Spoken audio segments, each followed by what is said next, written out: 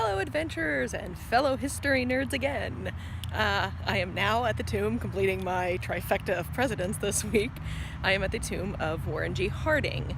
At the time of his presidency, Harding was one of the most popular presidents. He won 60% of the popular vote. His death was mourned across the country, but it shortly later came out that his cabinet had some scandals. So he's kind of tied to these scandalous incidents. A lot of lists rank him as the worst president. However, he was the first president to submit a budget to Congress. He established a national welfare office which oversaw public education and things like that. So I mean, he did have some good things. I'm not a huge fan. He was a serial philanderer. He had many mistresses. Not a fan of a human being like that, so here I am. One thing that's really interesting to note, he's got this beautiful like Romanesque architecture here that befits a president.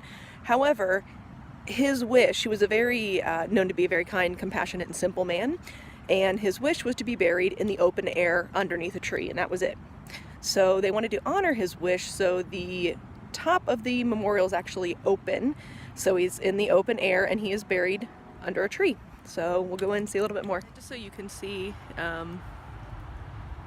his and his wife's tombs there, and again, under the tree, simple burial.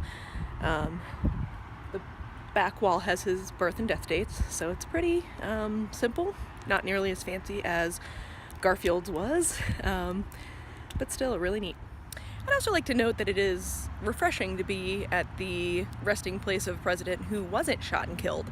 Harding died of a heart attack. Both McKinley and Garfield were assassinated. So it's just kind of nice to be around people who, died of natural causes and got to live out their full life rather than have it stolen from them too early.